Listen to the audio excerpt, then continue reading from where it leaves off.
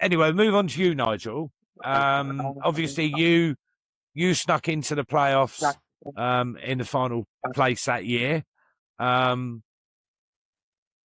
Decided to beat us, which and then got to the final, and obviously got beat in the final. So, your season last year, what was what was your thoughts on your season last year? Obviously, you've lost your manager now; he's moved on. So what's that? And what's the future look like? Do you think? Yeah, I mean, the future is that consistency is there, isn't it? We've promoted Craig Fagan from the assistant role, and he's got as much experience as what George has got. He's been there from virtually the first couple of weeks that George came to us in the back end of that National League season. So yeah, I think it's a good move by the club really to sort of and they didn't leave it too long after that George announced that he was going to be leaving at the end of the season. They announced it quite quickly. So I know there was a few applicants, when George announced that he was going to be stepping aside. But yeah, I think it's a good move by that club. I was just think, it's just on the back of what you were saying there. Really, we've been in the Football League as a club. We've had that sort of boom and bust sort of scenario, and we've had the same years in the National League, and we're not, in any way the poor merchants, but when you see some of the money that's being spent in some of these clubs, and it's just not sustainable, is it? I know we get big crowds down in the Gallagher Stadium, and I think we were worthy going up. We'd be second in the average attendance to Torquay this coming season, but it's just we're not in the budget for the sort of like the marquee signing kind of thing. So we're having to, and I think your owner alluded to on one of your podcasts, didn't he, Barry? That that model of Maidstone year on year, we're just having to start again really, and it's kind of caught up with us this year because we didn't start. Well, we started okay, but again, we had a September where we just didn't score a goal. We lost all the games. We got dumped out of the FA Cup, and after the history that we had 2 years ago against the fifth round of the FA Cup, it was sort of back down to earth with a bump, and we got knocked out against Folkestone, one of our rivals that are going to be in this league next year, and our old manager and our old player in Joe Piggott. So, it was kind of a reality check for a lot of the fan base. And then after that, October, we go into a period of I think John Gilbert got player of the season player of the month that month, and we won most of our games. And, it was just sort of like that sort of going backwards and forwards, between having really good form and really bad form. And and then in the end, we just missed out by 3 goals. So again, it's kind of like, what do you define as success and what as a failure? We ended up with 2 points less than we had last year, and we missed out on the playoffs by 3 goals. And I still say if we'd have probably made the playoffs, we'd have probably gone quite deep into them as well. I mean, I know I spoke to Thomas quite, often throughout the season, and a lot of the teams were sort of saying that if Maidstone get there with our sort of cup pedigree and the way that George sets the teams up, because it was only the Dorking away and yourselves Eastbourne we lost to. We got 6 points against Hornchurch. We beat them home and away. We beat Worthing that penultimate game there at home when they could have won the league. Ebbsfleet, we beat them at home quite comfortably.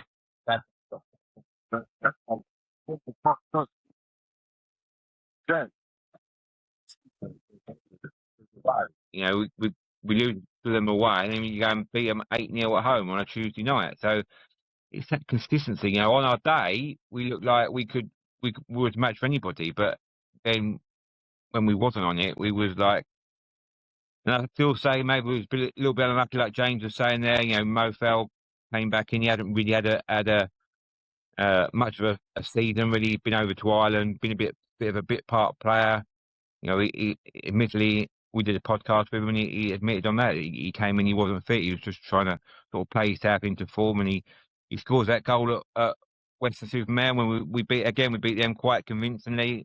The scoreline was only 2-1, but there was only one team in it on that night. He scored his goal, and 5 minutes later, he just jumped for a ball, landed his bunny, and done his ATL. So, it was just one of those seasons that it was sort of like small margins, really, and we just fell short at the end. I think if the season had gone on for a week longer, we might have made the playoffs, but it just wasn't to be.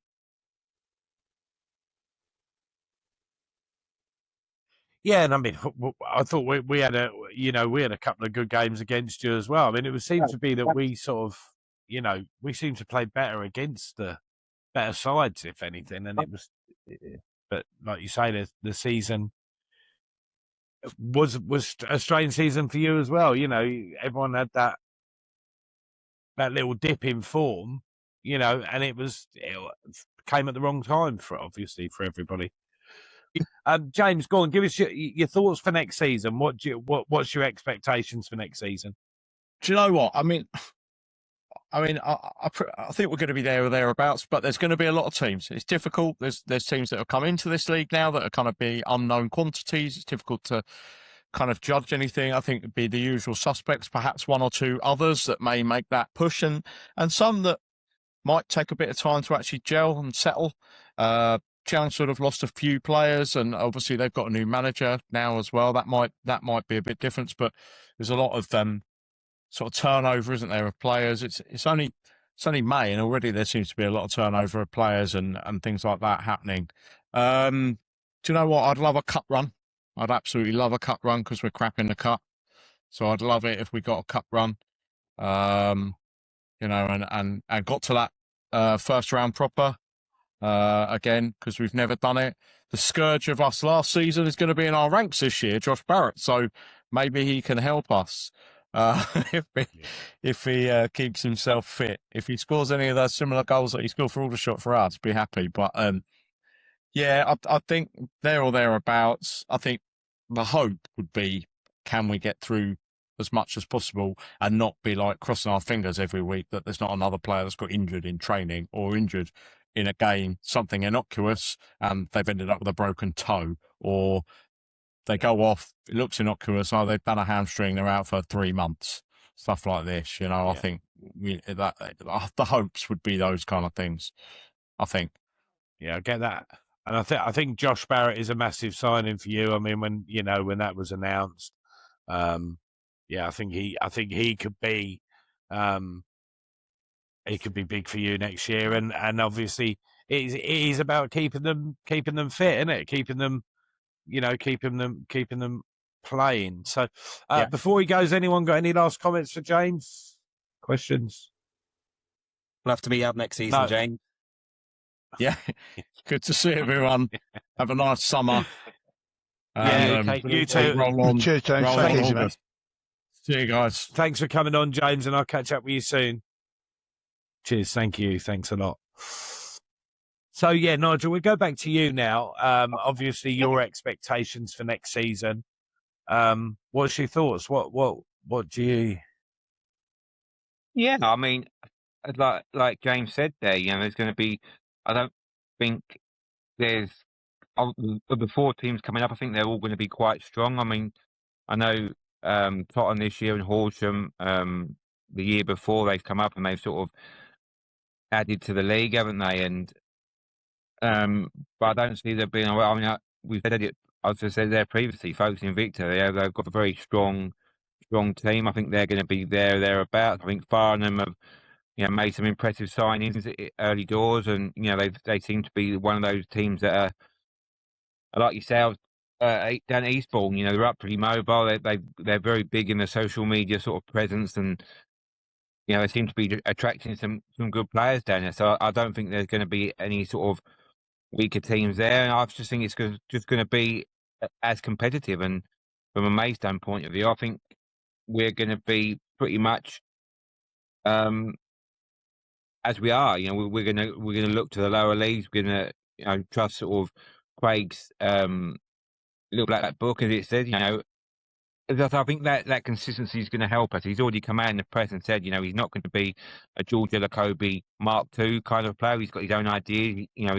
He was a forward player by trade, so I think we're going to be a bit more sort of attacking minded as he's come out and said, we was very sort of defensive. We was very hard to play against as a team, and we used to try and catch teams on the break. But I think from what the vibes that I'm getting, he's looking at a lot of more younger, athletic players and be more on the front foot because that was the thing that was lacking. We didn't until the end of the season. Once we went a goal behind, we very rarely came back and won a game. So it's just about having that same sort of tenacity, I think, but just being a bit more on the front foot and just seeing where it takes us. I mean, as everyone sort of said, there's going to be some big games in the league next year. There's going to be a lot of eyes on the league with the Dagenham ownership model, and Chelmsford as well. They're very vocal, and they've made no sort of secret they want to get out of this league and be again progressing up the league, and they've retained the services of Lyle Taylor. So again, that's another big player in the league, and I just think it's just going to be pretty much more of the same, really. And it's just going to be the usual suspects up there with a few of the newer promoted teams pushing us all the way. Yeah, and I think you were very right with Farnham. I really like what Harry Hugo's doing down there. I think he's got it right. He's young, he's energetic, and he's raising a lot of money as well. I mean, if you look at his ex, he's raised 7 figures for for next season already. Which is a lot of money, right? I mean, obviously you need that and more. But obviously there's already investment there. But yeah, I really like what he's doing down there. I think he's got it right, and he's very much about getting it.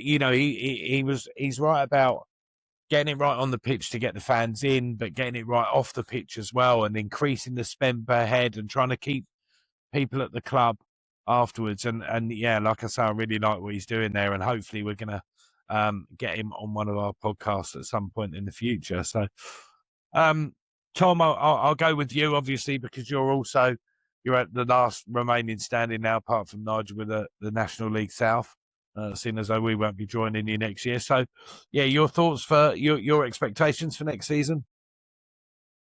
Yeah, I think I'm going in optimistic for the summer. I think Jimmy Ball, just as I said earlier, the 10 games that he's had for us, he's really, turned us around and got us going. And, I think had he come in maybe a game or two sooner, maybe we might have gone up by winning the division. But again, that's all in the past. And are we going to have the biggest budget? No. We've already said goodbye to a few players. Callum Dolan's left. James Hammond's leaving. So it's going to be a little bit of a rebuild. And I imagine there'll be a couple of offers coming in for some of our better players who are still under contract. I guess it just depends on who comes in over the summer, who Jimmy Ball's going to bring in and, hopefully take us up into the National League next season. I mean, we've got the foundations, we've got, a fan base, of course, the biggest fan base in the division. But as it's proven, you can have 4,000 or 5,000 at Playmore. You could have, 1,000 at Hornchurch or whatever. It makes no difference, does it? And, I think Jimmy's going to make us really tough to beat next season. And as I was talking United are in this division, you have to have high ambitions and you have to be up there. I think without being disrespectful to, the likes of Farnham and Walton and Hersham who have come up. I mean, they'll look at Torquay United and probably think, my goodness me, we're playing Torquay United in a league game. And again, it's almost kind of cup final mentality. And I mean that respectfully, Torquay United, a big name to be shot down. But in terms of budgets, we're not going to have the biggest budgets. We'll probably have a top 7 budget, but again, Dagenham are going to be very strong. I imagine Chelmsford would be quite strong as well. Dorking will always be up there, although it'd be quite funny if Dorking and Truro went down. I'm not saying that now that Scott and James aren't here. But look, at the end of the day, the Bryn Consortium in the 2 years of what they've done for the football club have turned it around superbly. And the one thing I love about Jimmy Ball as well, having met him as well, is he's involved with, he's done some training with the youth players and he's been to some of the women's games as well. And, the Torquay women's team now intertwined with the football club did a treble this season, which is superb from them. And I just think for the Yellow Army, it's just a case of we've got to just go in next season and we've just got to do what we do week in, week out, turn up in huge numbers, support the team, and just hopefully Jimmy's going to get us going. He completely understands the ethos. It's nice to have a manager that it recognises that Torquay United's level is quite a big one. So, and he embraces that challenge. And he's, from what Tottenham fans have been saying as well, it all sounds really good. So I trust in Jimmy to bring the players in, and I just think we've got to be up for the challenge next season. It's going to be difficult, but personally, again, my aspirations will be Torquay United have to be promoted next season. We absolutely have to. But we have to accept that we're a big name to be shot down, and it's not going to be easy. And we've just got to embrace the challenge next season. But wherever what happens next season, the Yellow Army are going to be there in numbers, and I'm just looking forward to that next season. Yeah. And Brett, yourself, Nigel's dropped off now as well. So just you and me left. Yeah, absolutely. So Brett, you kind of said your expectations when you earlier on. You're expecting to be up there again this year. And yeah, I mean, I think I've always got to hope that after what happened, and how close we were. That's always going to be the expectation. Obviously, we've said goodbye to a few players. The likes of sort of Enrique Souza and Charles Clay, who got a winning goal, in the final, sort of just over a year ago. So we've said goodbye to a few players, and Nathan Ashmore as well's gone. Obviously, long-standing goalkeeper. But I think it's all about two things: all about recruitment, who we can get in, just maybe 3 or 4 pieces of quality rather than loads of players. We've got a good enough squad at the moment under contract. And I think the key thing is also keeping the likes of sort of Abdul Malik and Zach Brunt and Matt Rush, keeping them at the club, and basically building on it from there. Now, my expectation is to go close again. I'd like to think we can win the league, but there's always someone else who wants to win it as well, that might have a bigger budget and might suddenly sign lots of good players in a close season. But I would hope for at least a playoff place. And by the time we get to the playoffs, we're pretty experienced in it. We know what we're doing. Hopefully we can go one step further than we did sort of this season. And hopefully that'll mean I can have a decent night's sleep again. Well, obviously, we wish you all the luck. I think so. We'll wrap it up with me. Obviously, we're that Isthmian now. We've got a new pitch being laid in the summer, so that's been needed for a while, and that's coming down in the summer. I kind of like the idea of training in Tunbridge, moving the training away, because it's A21, it's easier to get to, and it definitely opens the market for players. And I think it's just like a change of track. So I'm optimistic about the season. My only concern, and my biggest concern, is that as a team that's always been in the National League South and the National League itself, we're going to be everyone's cup final. And everyone's going to want to come to Eastbourne and beat us. And when we're in town, everyone's going to want to beat us. I don't think our supporters will dwindle. I think we've got supporters that would still probably turn up if we were playing Sunday League football. I know I would. So I don't think our numbers will increase, but obviously if we start winning games of football, we've got a lot more local derbies. So, I mean, I remember the days when us and Lewis both went up, Lewis before us, and we were getting massive crowds on Boxing Day and New Year's Day, huge crowd, biggest crowds that we'd seen for a long time. So we're going to have a lot of that this year. Burgess Hill's get quite a good following, I think. Lewis, obviously, I think a lot of the old boys will come out, similar with Whitehall. So I think there's a lot of rivalries there that, they're not bad rivalries, but like football rivalries where people have been like, Eastbourne are in town, we're going to see them. And also, so I think we'll help clubs, because I think people will want to go and watch us. But yeah, my main worry, my main concern is that we are everyone's cup final next year, and that can obviously be that can be hard on the players, right? Because every football player will look at the season and think, oh, we've got a tough run there. Yeah, how many times do we say it? or you've got a tough run of fixtures and then you've got an easy run. The problem is when everyone wants to beat you, there's no easy run, right? So you're playing all them games. So yeah, I would hope that I hope for promotion. I know that's what Steve King has come in to do, and I know that it will get the buzz going at the club again next year. So yeah, that's my hope. And we'll all be sitting here in September knowing this, September, October time, knowing that it's going our way, or we're going to need to, pick up the gauntlet and carry it on, sort of thing. Cool. Yeah. So thanks tonight, guys. Obviously, Yeah, thanks to Scott. Yeah, I've enjoyed it. Thanks to also obviously to Scott, Nigel, and James, who have all shut off, and we will catch up with Jacko at some point, and I'll maybe try and get maybe a couple of you in on that as well nearer the More time. than happy, So yeah. thanks, Always. thanks guys. Really enjoyed tonight. Best of luck for next season. Obviously, Always. we won't be playing any of you, but I may well come and see you if there's a game local. Tom, you'll be coming up to Tunbridge, so I might, I might. I'll be there. I'll be there, no doubt, mate.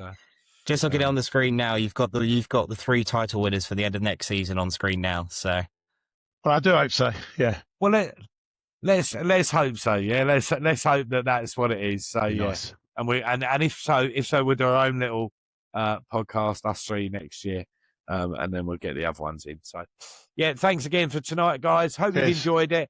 Don't forget all the usuals: like, subscribe, and share it. Thanks again to our sponsors, Polegate Car Sales, and we will see you soon. Cheers. See ya. Hi guys, I'm Gary. I'm the owner of Polegate Car Sales. If you're looking to buy or sell your vehicle anywhere in the country, I am your man. We're open 7 days a week. Sunday is appointment only, but Ben works 6 till 10 any hour God sends. We look forward to seeing you soon.